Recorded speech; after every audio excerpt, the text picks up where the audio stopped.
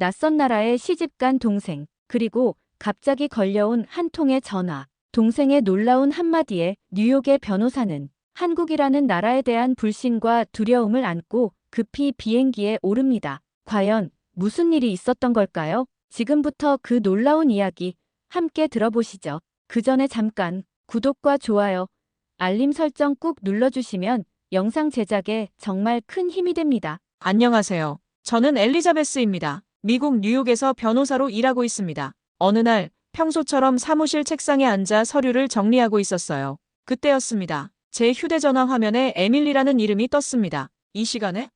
순간 불길한 느낌이 스쳤죠. 화면을 터치하자 에밀리의 떨리는 얼굴이 나타났습니다. 언니 에밀리의 목소리는 갈라져 있었습니다. 뒤편으로는 낯선 기계음과 분주한 발소리가 들렸어요. 병원이 분명했습니다. 에밀리 무슨 일이야? 저는 자리에서 벌떡 일어섰습니다. 에밀리는 숨을 고르며 말했어요. 조산길에 입원했어. 순간 머릿속이 하얘졌습니다. 에밀리는 서울에 있었고 저는 이 먼 뉴욕에 있었어요. 더군다나 저는 한국 의료에 대해 솔직히 좋은 이미지를 갖고 있지 않았습니다. 15년 전 한국에서 여행 중 심한 식중독에 걸렸을 때의 기억이 생생했거든요. 당시 응급실에서는 영어로 의사소통이 전혀 안 되었고 의사는 대충 진찰만 하더니 약 몇 알을 주고는 돌려보냈습니다. 결국 상태가 악화되어 미국 대사관의 도움을 받아 다른 병원으로 옮겨야 했던 끔찍한 경험이 있었죠. 미국에서라면 이런 일은 상상할 수 없었을 겁니다. 언니, 여기 의사들이 내 말을 제대로 듣지도 않아. 모두 바쁘다고만 하고. 에밀리의 말에 저는 더욱 불안해졌습니다. 제가 전에 겪었던 일이 떠오르는 것 같았어요. 대학원 시절 한국에서 인턴십을 했던 6개월 동안 느꼈던 문화적 차이와 충격도 머릿속을 스쳤습니다. 업무 진행 방식이 너무 관료적이고 서류 처리는 비효율적으로 느껴졌죠. 특히 의료 시스템에서는 환자보다 의사의 권위가 지나치게 강조된다는 인상을 받았어요. 진료 시간은 턱없이 짧고 설명도 충분히 해주지 않고 질문하면 귀찮아하던 의사들의 모습이 떠올랐습니다. 미국의 메이오 클리닉이나 존스 홉킨스 같은 병원들이 얼마나 환자 중심적인지 새삼 깨달았던 순간들이었습니다. 언니 올 수 있어?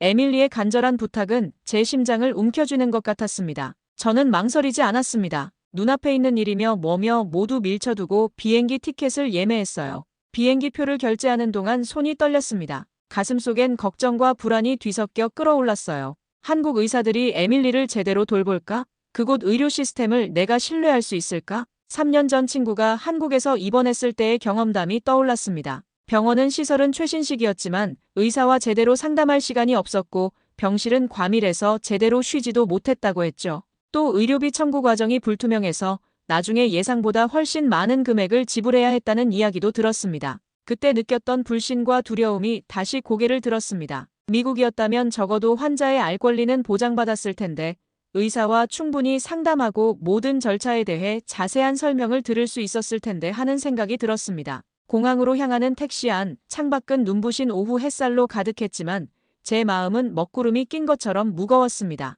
에밀리야, 제발 무사해야 해. 내가 가서 모든 걸 확인할게. 필요하다면 미국으로 데려와서 치료받게 할 수도 있어. 그렇게 저는 편견과 두려움을 안고 긴 여정을 시작했습니다. 비행기는 긴 비행 끝에 인천공항에 도착했습니다. 저는 창가에 앉아 창밖을 내다보았어요. 회색빛 활주로 위로 내리는 햇살이 부드럽게 번지고 있었습니다. 드디어 도착했구나 하는 안도감과 동시에 긴장이 밀려왔습니다. 기내 방송이 끝나자 사람들은 일제히 일어났고 저도 가방을 챙겼습니다. 그때였습니다. 갑자기 휴대폰이 진동했고 낯선 번호로부터 문자가 도착했습니다. 엘리자베스 씨, 에밀리의 상태가 위급합니다. 즉시 세브란스 병원으로 오세요. 순간 제 심장이 멎는 것 같았습니다. 손가락이 떨려 휴대폰을 거의 떨어뜨릴 뻔했어요. 다급히 통로로 나가려는데 앞쪽에 있던 승객들이 짐을 정리하느라 움직이지 않았습니다. 실례합니다. 비켜주세요. 응급 상황입니다. 떨리는 목소리로 외치자 몇몇 승객들이 놀란 눈으로 저를 쳐다보며 길을 열어주었습니다. 게이트를 통과하자마자 저는 뛰기 시작했습니다. 안내 로봇이 다가와 환한 목소리로 인사를 건넸지만 저는 그대로 지나쳤습니다. 숨이 턱에 차올랐지만 멈출 수 없었습니다. 입국 심사장으로 들어서자 긴 줄이 보였습니다. 정상적인 상황이라면 각 창구마다 사람들이 착착 이동하는 모습에 감탄했겠지만 지금은 그럴 여유가 없었습니다. 심장이 귓가에서 쿵쾅거렸습니다. 비상 상황입니다. 제발 먼저 통과시켜주세요. 입국 심사관에게 다가가 휴대폰 화면을 보여주었습니다. 다행히 심사관은 상황을 빠르게 파악하고 저를 우선적으로 통과시켜 주었습니다. 여권을 올려놓자 자동으로 정보가 읽혀졌습니다. 손가락이 너무 떨려서 지문 인식이 2번이나 실패했습니다. 제발, 제발. 입술을 깨물며 다시 시도했고 드디어 입국 허가가 떨어졌습니다. 세관을 통과하는 동안에도 머릿속은 온통 에밀리 생각뿐이었습니다. 에밀리야, 버텨. 내가 지금 가고 있어. 가방을 스캔하는 기계의 삐삐 소리가 제 불안한 심장 박동과 겹쳤습니다. 출구로 달려나가는 순간 또다시 휴대폰이 울렸습니다. 이번에는 전화였습니다. 여보세요? 떨리는 목소리로 전화를 받았습니다. 엘리자베스 씨입니까? 세브란스 병원 응급의학과 김민준 의사입니다. 에밀리 씨가 갑자기 혈압이 떨어지고 태아의 심박수가 불안정해졌습니다. 응급 제왕절개 수술을 준비하고 있습니다. 아니요, 안 돼요. 공항 로비에 서서 저는 소리를 질렀습니다. 주변 사람들이 놀란 눈으로 쳐다봤지만 신경 쓸 겨를이 없었습니다. 제가 지금 당장 갈게요. 제발 에밀리를 살려주세요. 전화를 끊자마자 택시 승강장으로 뛰어갔습니다. 정신없이 첫 번째 택시에 올라탔습니다. 세브란스 병원으로 가주세요. 응급 상황입니다. 택시 운전사는 룸미러로 제 공황 상태를 본 듯 고개를 끄덕이며 엑셀러레이터를 밟았습니다. 차는 급발진하며 공항을 빠져나갔습니다. 도로 위에서 빠르게 달리는 동안 저는 손가락으로 병원 번호를 눌러 의사와 다시 연락을 취했습니다. 손이 너무 떨려서 3번이나 잘못 눌렀습니다. 상태가 어떤가요? 에밀리는 괜찮나요? 아직 수술실 준비 중입니다. 출혈이 있고 태아의 옆구리에 제대가 감겨 있어 상황이 복잡합니다. 의사의 목소리는 무거웠습니다. 창밖으로는 도시의 풍경이 빠르게 스쳐 지나갔지만 제 시야는 눈물로 흐릿했습니다. 손에 땀이 나고 입술이 마르고 심장은 계속해서 요동쳤습니다. 태어나지도 않은 조카와 동생을 동시에 잃을지도 모른다는 공포가 온몸을 휘감았습니다. 택시는 신호등에 걸릴 때마다 저는 시간이 멈춘 것 같은 느낌이었습니다. 초침이 무겁게 돌아가는 동안 저는 손톱을 파고 있었습니다. 병원이 있는 신촌 방향으로 가는 도로가 갑자기 정체되기 시작했습니다. 여기서 막히면 안 되는데 운전사가 걱정스러운 표정으로 말했습니다. 응급 상황이라고 했잖아요. 다른 길로 가주세요. 저도 모르게 소리를 질렀습니다. 운전사는 침착하게 우회도로로 방향을 틀었고 곧 병원 간판이 보이기 시작했습니다. 세브란스 병원의 하얀 건물이 시야에 들어왔을 때 저는 이미 문을 열 준비를 하고 있었습니다. 택시가 응급실 앞에 멈추자마자 저는 돈을 던지듯 내밀고 뛰어내렸습니다. 응급실로 달려들어가는 순간 모든 소리가 멀어지는 것 같았습니다. 심장 박동 소리만이 귀를 때리고 있었습니다. 택시에서 내려 응급실로 달려들어간 저는 흔들리는 손으로 미국 대사관 비상 연락처를 눌렀습니다. 심장 박동 소리가 귀를 때리는 가운데 시차로 인해 미국은 한밤중이었지만 위급 상황을 위한 비상 라인이 있었어요. 미국 대사관입니다. 어떤 도움이 필요하신가요? 차분한 여성의 목소리가 들렸습니다. 제 동생이 위험해요. 임신 중인데 지금 세브란스 병원에서 응급 상황이라고. 말을 잇는 동안에도 창밖으로는 서울의 반짝이는 간판들과 매끈한 도로가 스쳐 지나갔습니다. 평소라면 감탄했을 풍경이지만 지금은 눈에 들어오지 않았습니다. 미국 시민권자인가요? 네, 둘 다 미국 시민이에요. 제발 도와주세요. 최고의 산부인과 전문의가 필요해요. 미국에서 의사를 불러올 수는 없을까요? 대사관 직원은 잠시 침묵했다가 말했습니다. 죄송합니다만 의사를 급히 파견하는 것은 불가능합니다. 하지만 현지 병원과 연락을 취해 상황을 확인하고 필요한 지원을 제공할 수 있습니다. 절망감이 밀려왔습니다. 그게 전부인가요? 제 동생이 죽어가고 있다고요. 진정하세요, 엘리자베스 씨. 한국의 의료 시스템은 세계적 수준입니다. 세브란스 병원은 최고의 시설을 갖추고 있어요. 하지만 저는 들을 생각이 없었습니다. 미국 정부는 자국민을 보호해야 하지 않나요? 제발 도와주세요. 메이오 클리닉이나 존스 홉킨스의 전문의와 화상 연결이라도 해주세요. 대사관 측에서는 최선을 다하겠다고 약속했지만 제가 원하는 즉각적인 도움은 불가능하다는 답변뿐이었습니다. 통화를 끊고 나니 더 큰 절망감이 몰려왔습니다. 병원에 도착하기 전 저는 뉴욕의 지인 중 유명한 산부인과 의사에게 연락을 취했습니다. 시차 때문에 새벽을 깨웠지만 다행히 전화를 받았습니다. 제발 도와주세요, 리사. 지금 한국의 병원으로 향하고 있어요. 동생이 위급한 상황이에요. 어떻게 해야 할지 모르겠어요. 리사 박사는 몇 가지 질문을 한 후 의학적 조언을 주었습니다. 지금 가장 중요한 건 시간이에요. 당신이 할 수 있는 최선은 현지 의사들을 신뢰하는 거예요. 하지만 거기는 한국이에요. 그들이 미국 수준의 의료를 제공할 수 있을까요? 엘리자베스, 편견을 버려요. 한국은 의료기술이 매우 발달한 나라예요. 저는 고개를 저었습니다. 리사의 말이 믿기지 않았어요. 제 동생의 생명이 달린 문제인데 어떻게 낯선 나라의 의사들을 믿으라는 건지. 병원 로비에 도착하자마자 저는 안내 데스크로 달려갔습니다. 에밀리 윌슨이 어디 있나요? 응급 제왕절개 수술 중이라고 들었어요. 안내 직원은 컴퓨터를 확인한 후 응급수술실 위치를 알려주었습니다. 엘리베이터를 기다리는 몇 초가 몇 시간처럼 느껴졌습니다. 손끝이 저려오고 다리는 후들거렸습니다. 심장은 마치 가슴을 뚫고 나올 것처럼 뛰었습니다. 수술실 앞 대기실에 도착하자 의사로 보이는 사람이 저를 향해 다가왔습니다. 윌슨 씨 가족분이신가요? 네, 저는 언니예요.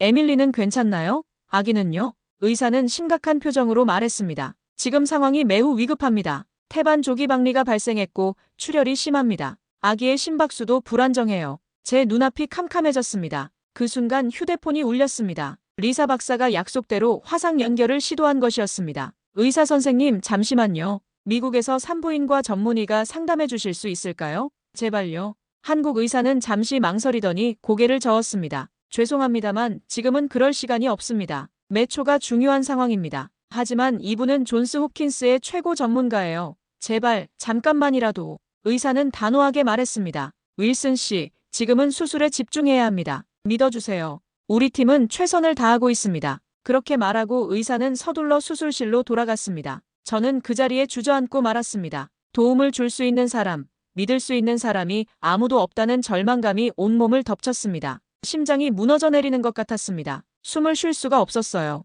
모든 것이 느리게 움직이는 것 같았습니다. 병원의 소리, 사람들의 움직임, 시계 초침 소리까지 모든 것이 멀게만 느껴졌습니다. 왜 하필 여기서, 왜 하필 이런 상황에서. 저는 중얼거렸습니다. 눈물이 볼을 타고 흘러내렸습니다. 가슴이 찢어질 것 같았어요. 그때 누군가 제 어깨에 손을 얹었습니다. 고개를 들어보니 간호사였습니다. 힘내세요. 김 교수님은 이 분야 최고의 전문가입니다. 저는 고개를 저었습니다. 하지만 저는 말을 잇지 못했습니다. 저는 한국 의사를 믿을 수 없어요라는 말이 목구멍까지 차올랐지만 차마 내뱉지 못했습니다. 대신 저는 의자에 웅크린 채 가슴을 움켜쥐었습니다. 공포, 무력감, 절망이 온몸을 휘감았습니다. 에밀리와 태어나지 않은 아기의 생명이 내가 전혀 알지 못하는 사람들의 손에 달려있다는 사실이 견딜 수 없었습니다. 거대한 병원 복도에 혼자 앉아 저는 이제껏 느껴보지 못한 깊은 두려움에 잠겼습니다. 미국에서라면, 뉴욕에서라면 이런 일은 없었을 거라는 생각이 머릿속을 떠나지 않았습니다.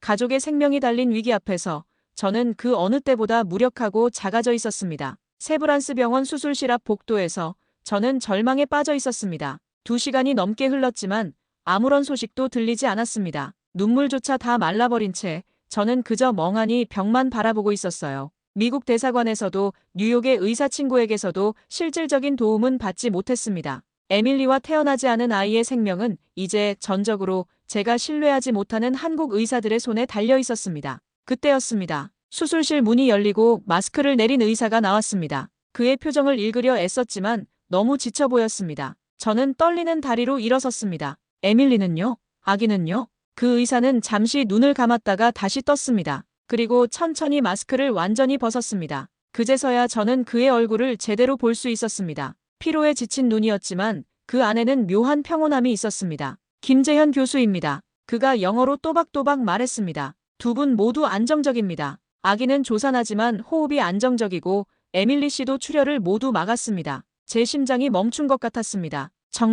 정말이요? 네. 태반 조기박리와 제대 감돈이 동시에 왔던 매우 위험한 케이스였습니다. 하지만 걱정하지 마세요. 우리 신생아 중환자실은 세계 최고 수준입니다. 아기는 최고의 케어를 받게 될 겁니다. 그의 말 한마디 한마디가 제 가슴에 새겨지는 듯 했습니다. 제가 미국에서 가져온 모든 편견과 불안, 두려움이 눈 녹듯이 사라지는 순간이었습니다. 교수님, 정말 감사합니다. 저는 목이 메어 더 이상 말을 잇지 못했습니다. 김 교수는 부드럽게 미소 지었습니다. 충분히 이해합니다. 지금 에밀리 씨는 회복실로 옮겨지고 있고 곧 뵐 수 있을 거예요. 아기는 신생아 중환자실에서 특별 관리를 받고 있습니다. 그때 간호사가 다가와 김 교수에게 무언가를 귓속말로 전했습니다. 김 교수는 고개를 끄덕이더니 저에게 말했습니다. 윌슨 씨, 저희 병원 신생아 중환자실 책임자인 박소연 교수가 곧 오실 겁니다. 미국 하버드 의대에서 10년간 연구하셨고 미국 신생아학회에서도 상을 받으신 분입니다. 아기의 상태에 대해 자세히 설명해 드릴 거예요.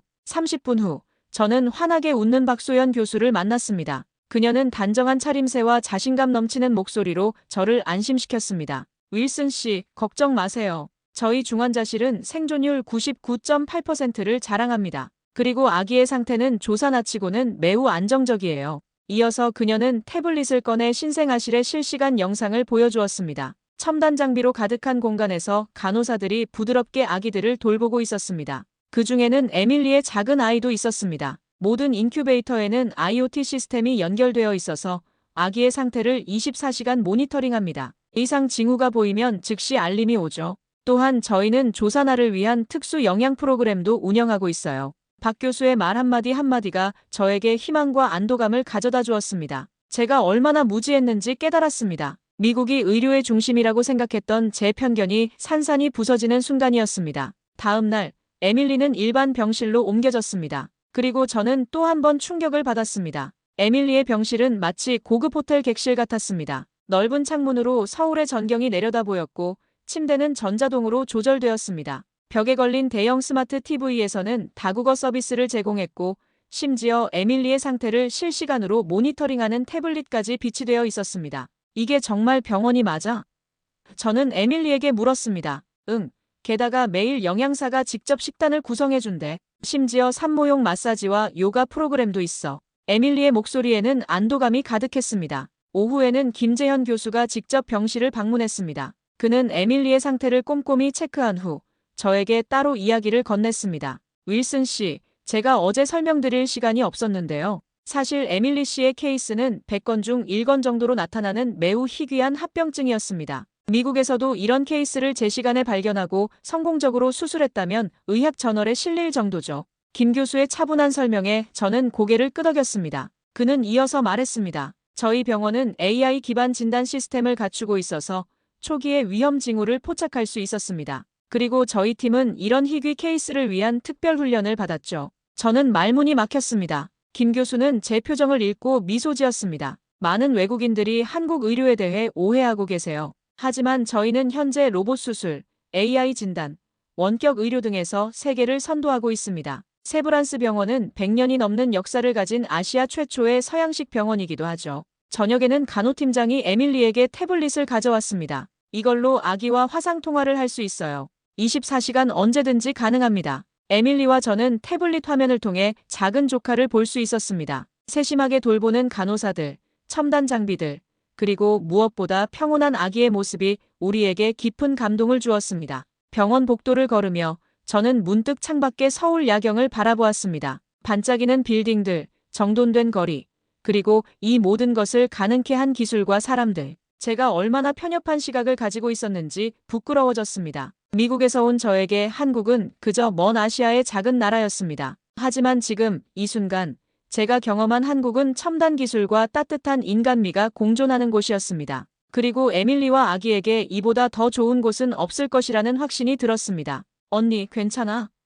에밀리가 물었습니다. 저는 미소 지으며 대답했습니다. 응, 그저 내가 얼마나 잘못 알고 있었는지 생각하고 있었어. 그날 밤 저는 병원 가족 숙소에서 처음으로 편안하게 잠들 수 있었습니다. 더 이상 불안도 두려움도 없었습니다. 오직 감사함과 안도감만이 가득했습니다. 며칠 뒤 에밀리가 퇴원하고 집으로 돌아왔습니다. 몸은 아직 완전히 회복되지 않았지만 얼굴에는 안도감이 묻어 있었습니다. 무엇보다 아기는 의료진의 뛰어난 케어 덕분에 예상보다 빨리 안정을 찾아가고 있었고 곧 집으로 올 수 있을 거라는 소식이 저희를 기쁘게 했습니다. 에밀리의 집에 도착하자마자 저는 그녀의 스마트홈 시스템에 다시 한번 놀랐습니다. 에밀리 씨가 돌아왔습니다. 환영합니다. 인공지능 비서의 목소리와 함께 자동으로 조명이 켜지고 온도가 조절되었습니다. 영상 통화가 왔습니다. 박소연 교수님입니다. AI 비서가 알려주었습니다. 에밀리가 통화 연결해줘라고 말하자 거실 벽면에 대형 스크린이 활성화되었습니다. 박 교수의 얼굴이 선명하게 나타났고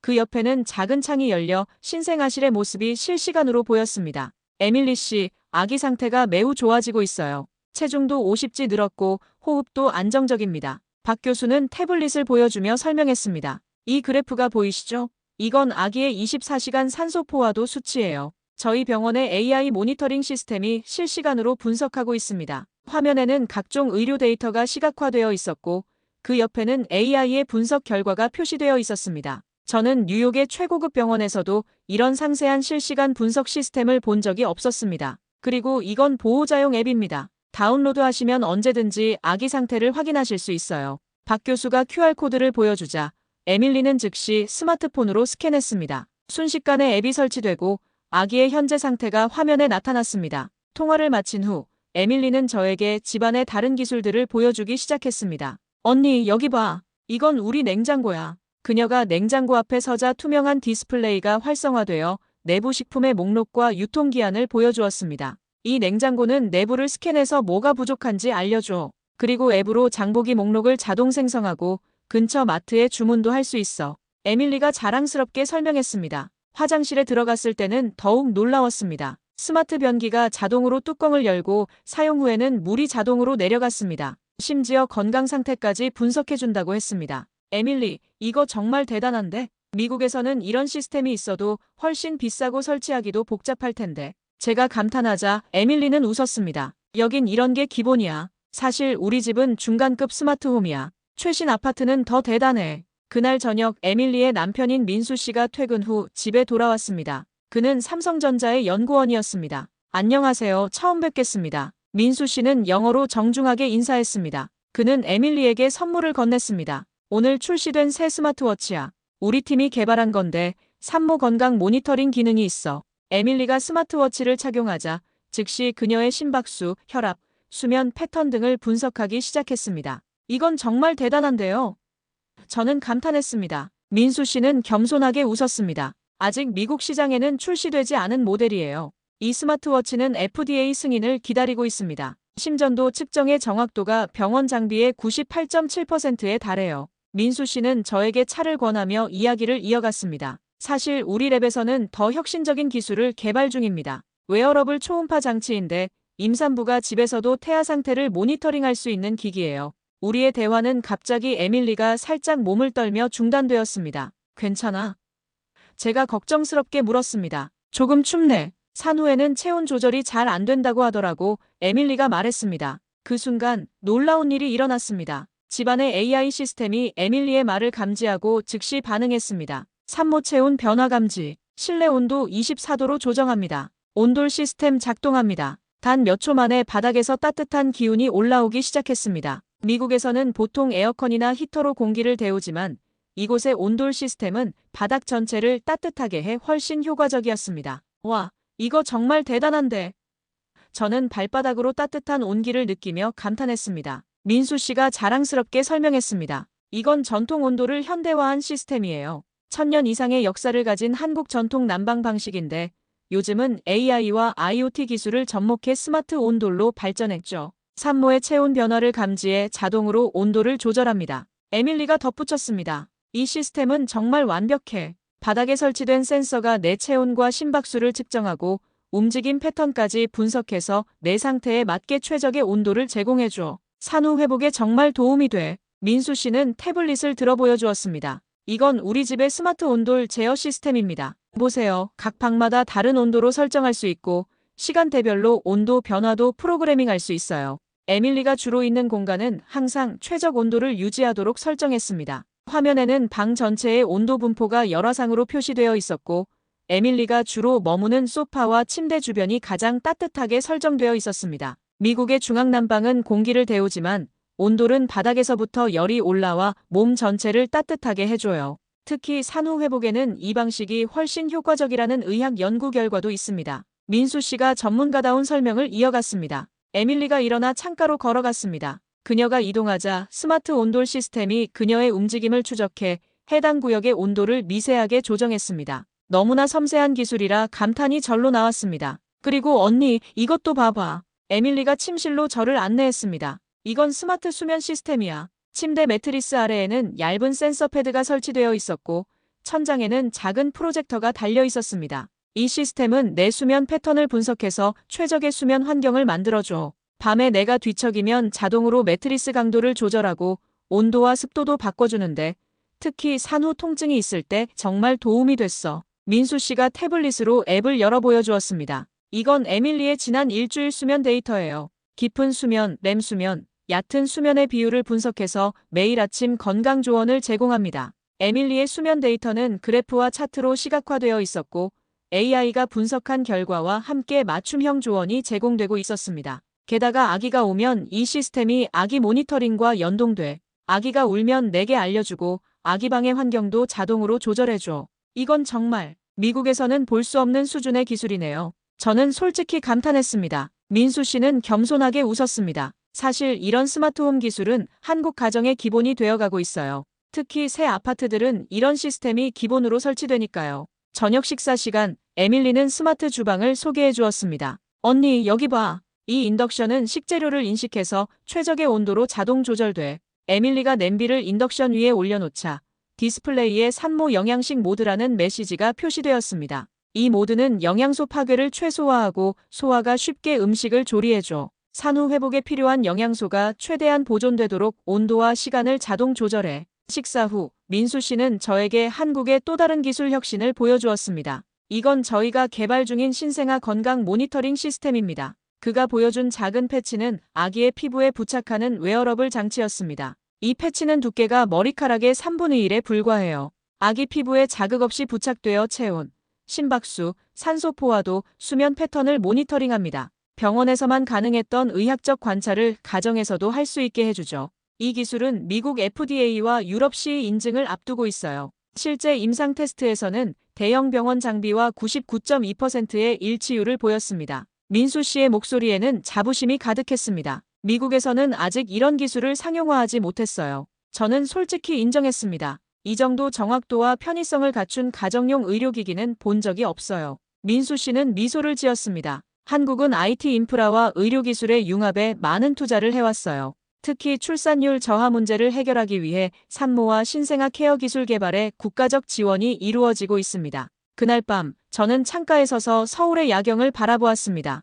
반짝이는 빌딩들 사이로 수많은 가정에서 이런 첨단 기술이 일상적으로 사용되고 있다고 생각하니 새삼 놀라웠습니다. 미국이 기술 강국이라고 자부했던 제가 이곳에서 일상에 녹아든 미래 기술을 경험하고 있었습니다. 한국은 정말 놀라운 나라구나. 저는 중얼거렸습니다. 창밖으로 보이는 도시는 단순한 빌딩 숲이 아니라 첨단 기술과 따뜻한 배려가 조화롭게 공존하는 미래 도시였습니다. 특히 임산부와 신생아를 위한 기술들이 이토록 발달해 있다는 사실이 저를 감동시켰습니다. 뉴욕으로 돌아가면 사람들에게 이 경험을 어떻게 설명해야 할지 고민될 정도였습니다. 한국에 대한 제 편견이 얼마나 잘못된 것이었는지 이제는 분명히 알 수 있었습니다. 한 달 뒤, 드디어 기다리던 날이 왔습니다. 병원에서 에밀리와 아기가 모두 건강하게 퇴원할 수 있다는 소식을 들었어요. 저는 에밀리의 집에서 아기 방을 마지막으로 정리하며 그들을 맞을 준비를 했습니다. 오늘이 바로 그날이구나.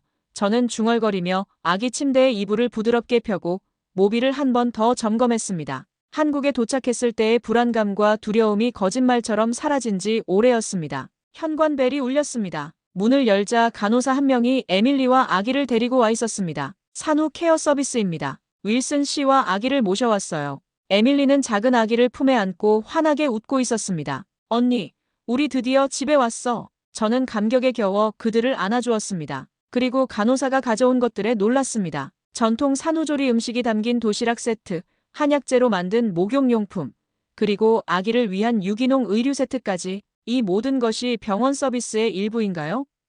저는 놀라서 물었습니다. 네, 저희 병원은 산모와 신생아를 위한 홈케어 패키지를 제공합니다. 앞으로 2주간 매일 방문해서 산모와 아기의 건강을 체크하고 모유 수유 지원도 해드려요. 또한 한국 전통 산후조리 식단도 배달됩니다. 에밀리는 소파에 조심스럽게 앉으며 말했습니다. 언니, 여기 정말 대단해. 미국이었으면 이런 서비스는 상상도 못했을 거야. 그것도 의료보험으로 대부분 커버된다니까. 간호사는 태블릿을 꺼내 보여주었습니다. 이 앱으로 언제든지 의료진과 화상 상담이 가능하고 필요하면 30분 이내에 방문 서비스도 받으실 수 있어요. 저는 감탄하며 물었습니다. 모든 산모가 이런 서비스를 받나요? 기본적인 산후 케어는 건강보험이 적용되고 추가 서비스는 선택할 수 있어요. 한국은 출산과 육아를 국가적 과제로 여기기 때문에 많은 지원이 있습니다. 간호사가 떠난 후 에밀리는 아기를 안고 있는 저를 보며 웃었습니다. 언니, 내가 처음 입원했을 때 얼마나 걱정했었는지 기억나. 저는 부끄러움에 얼굴이 붉어졌습니다. 그랬지. 한국 의료에 대해 완전히 잘못 알고 있었어. 그런데 이제는 어때? 에밀리가 물었습니다. 솔직히 감동이야. 제 목소리는 진심으로 떨렸습니다. 내가 얼마나 무지했는지 이제 알겠어. 한국의 의료 시스템은 정말 세계 최고 수준이야. 그리고 그 뒤에는 환자를 진심으로 배려하는 마음이 있다는 게 느껴져. 저녁이 되자 예약된 시간에 맞춰 산후조리 식단이 배달되었습니다. 한약재로 끓인 국, 다양한 나물 반찬, 그리고 산모에게 좋다는 특별 디저트까지 모든 것이 정성스럽게 준비되어 있었습니다. 이 서비스는 2주 동안 계속되고 그 후에는 필요하면 연장할 수도 있대. 에밀리가 말했습니다. 다음 날 아침, 에밀리의 스마트폰에 알림이 왔습니다. 아기 백신 예약을 위한 가이드입니다. 앱을 열자 백신 일정과 가까운 소아과 정보, 그리고 필요한 준비물까지 상세하게 안내되어 있었습니다. 한국의 예방접종률이 세계 최고 수준이라고 하더라고. 국가에서 모든 일정을 관리해주고 알려준대. 에밀리가 설명했습니다. 그날 오후, 우리는 거실에 앉아 차를 마시며 지난 한 달을 돌아보았습니다. 위급한 상황에서 시작된 여정이 이렇게 행복한 결말로 이어질 줄은 상상도 못했습니다. 언니 사실, 내가 내게 말하지 않은 게 있어. 에밀리가 조심스럽게 말을 꺼냈습니다. 처음 입원했을 때 나도 무서웠어. 미국에서 출산하지 못하게 된 게 불안했거든. 하지만 이제는 뭐?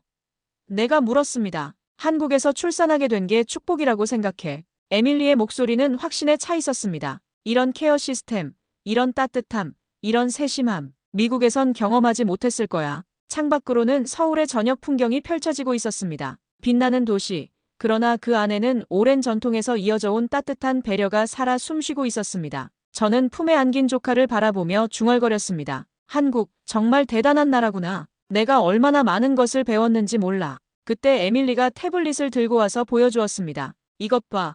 오늘 아기 건강 데이터야. 체중, 수면 패턴, 수유량까지 전부 기록되고 있어. 그리고 이건 미래 성장 예측 차트야. 화면에는 아기의 건강 상태가 상세하게 분석되어 있었고 AI가 제공하는 맞춤형 육아 조언까지 있었습니다. 언니, 이건 그냥 앱이 아니야. 내가 입력한 정보가 주치의에게도 전송되고 이상 징후가 있으면 바로 알림이 오는 시스템이래. 한국의 디지털 헬스케어는 정말 세계 최고 수준이야. 저는 감탄을 넘어 존경심이 생겼습니다. 한국은 단순히 기술이 발달한 나라가 아니었습니다. 그 기술의 중심에는 항상 사람이 있었고 특히 가장 보호받아야 할 산모와 아기를 위한 깊은 배려가 있었습니다. 한국에 정말 감사해. 저는 진심으로 말했습니다. 이 나라가 너와 우리 조카를 이렇게 훌륭하게 돌봐줘서. 그렇게 우리는 조용히 창밖을 바라보며 감사함을 나누었습니다. 불과 한 달 전, 저는 한국 의료에 대한 불신과 편견으로 가득했습니다. 하지만 지금, 이 순간 저는 한국이라는 나라의 깊은 존경과 감사의 마음을 품고 있었습니다.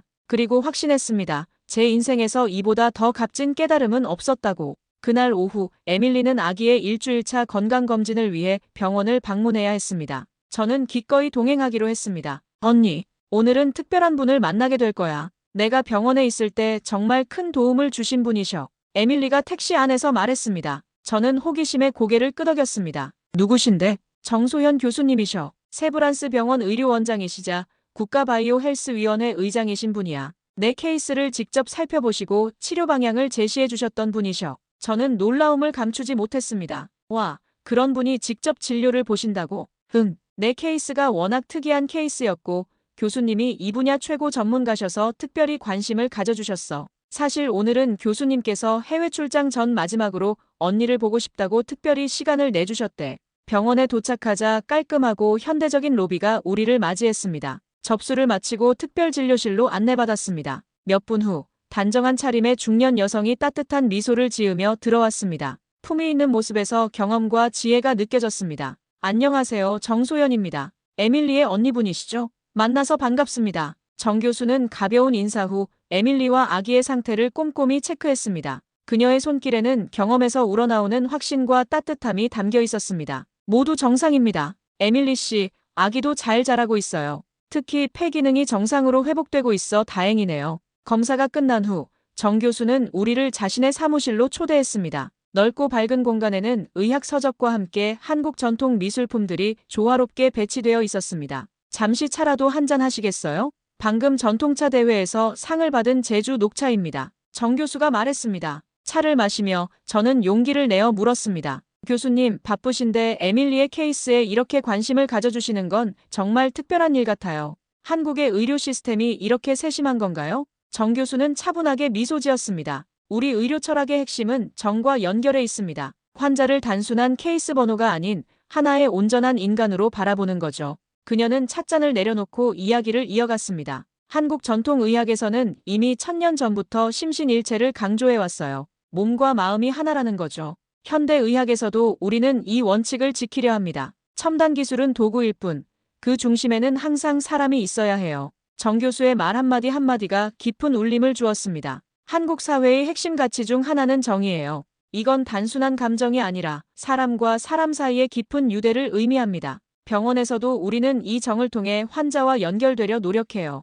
에밀리가 고개를 끄덕이며 말했습니다. 제가 처음 입원했을 때 그 불안함을 기억하세요? 그때 교수님께서 제 손을 잡고 함께 이겨내자고 하셨어요. 그 말 한마디가 정말 큰 힘이 됐어요. 정 교수는 겸손하게 웃었습니다. 한국에는 정의 그물망이라는 개념이 있어요. 아무리 힘든 상황에서도 누군가는 당신을 받쳐주고 있다는 믿음이죠.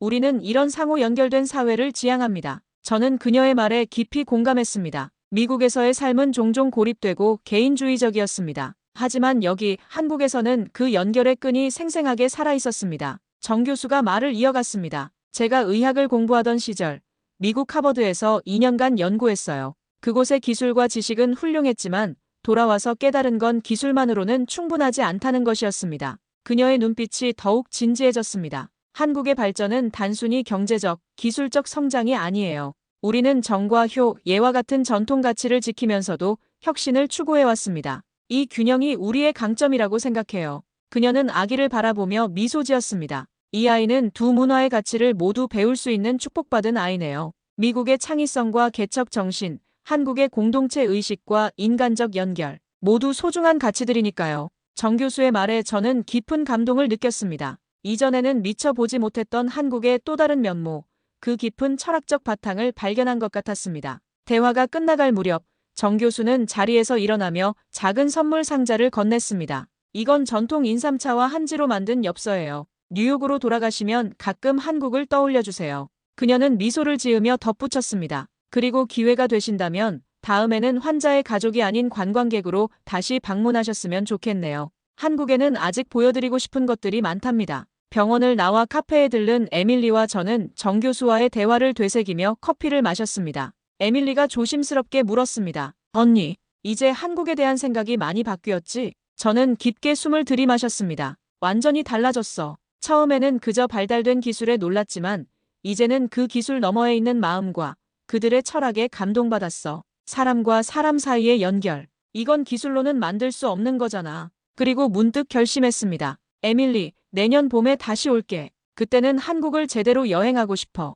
북촌한옥 마을도 가고 제주도도 가보고 싶어. 지금까지 놓쳐왔던 이 나라의 진짜 모습을 보고 싶어. 에밀리는 환하게 웃었습니다. 와, 정말? 그럼 내가 가이드 해줄게. 정 교수님이 말씀하신 정말 스스로를 느낄 수 있는 곳들이 많이 있어. 그날 저녁 에밀리의 집 베란다에 나란히 앉아 서울의 야경을 바라보았습니다. 저는 창가에 서서 서울의 야경을 마음에 담았습니다. 첨단 기술의 도시 너머로 천년의 지혜와 따뜻한 정이 흐르는 이 도시가 이제는 낯설지 않게 느껴졌습니다. 다음에 올 때는 이 도시의 또 다른 얼굴을 만나게 되겠지. 저는 생각했습니다. 한국, 당신의 깊이를 이제야 조금 알게 된 것 같아요. 귀국을 하루 앞둔 저녁, 저는 에밀리의 아파트 거실에 앉아 있었습니다. 봄날의 마지막 햇살이 창문을 통해 따뜻하게 비춰들었고 창밖으로는 서울의 저녁 풍경이 펼쳐지고 있었습니다. 에밀리는 소파에 편안하게 기대어 아기에게 모유 수유를 하고 있었고 그녀의 남편 민수 씨는 부엌에서 따뜻한 차를 준비하고 있었습니다.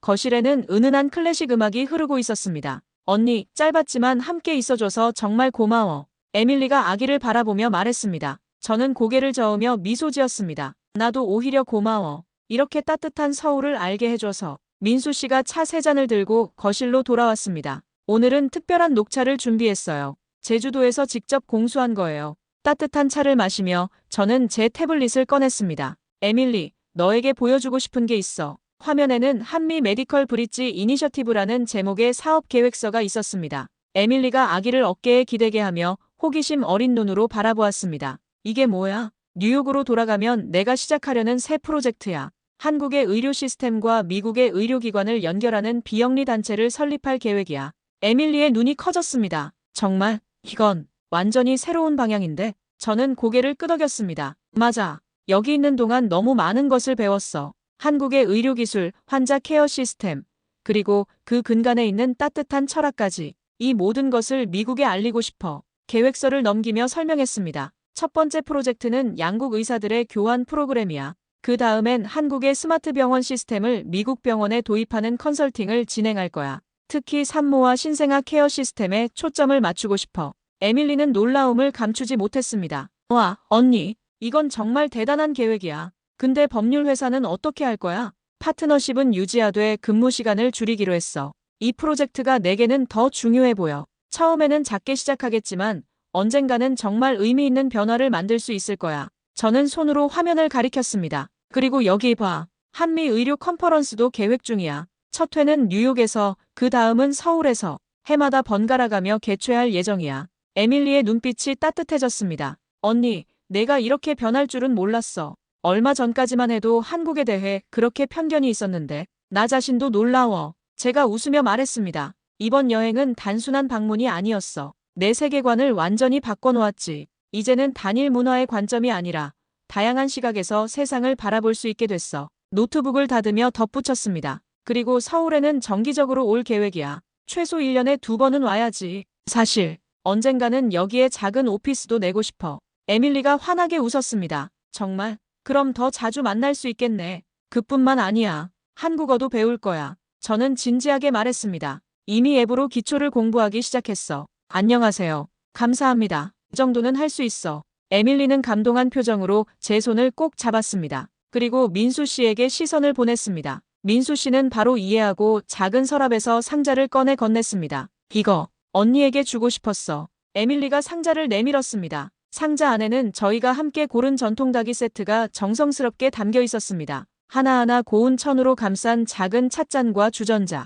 전통 공예품 장인이 만든 것이라고 했습니다. 그리고 그 아래 손편지 한 장이 놓여 있었습니다. 편지에는 이렇게 쓰여 있었습니다. 언니, 당신은 어디에 있어도 우리 가족의 든든한 힘이에요. 두 문화를 연결하는 다리가 되어주세요. 당신의 새로운 여정을 항상 응원합니다. 가만히 닭이를 쥐어보았습니다. 손끝에 전해지는 따뜻한 온기. 이 작은 닭이는 이제 제 삶의 새로운 상징이 되었습니다. 그 문화를 넘어, 편견을 넘어 새로운 가능성을 향해 나아가는 여정의 상징. 귀국하는 비행기 안에서 저는 창밖의 구름을 바라보며 미소 지었습니다. 손가방 안에는 조심스럽게 포장된 닭이 세트가 있었습니다. 뉴욕으로 돌아가지만 마음 한켠은 영원히 서울에 남을 것 같았습니다. 그리고 이제 제 앞에는 두 세계를 연결하는 흥미진진한 여정이 기다리고 있었습니다. 한국은 더 이상 머나먼 이국적인 장소가 아니었습니다. 이제는 제 정체성의 일부가 된 제 미래의 중요한 한 축이 된 곳이었습니다. 태블릿을 켜서 메일을 확인하니 이미 정소현 교수에게서 답장이 와 있었습니다.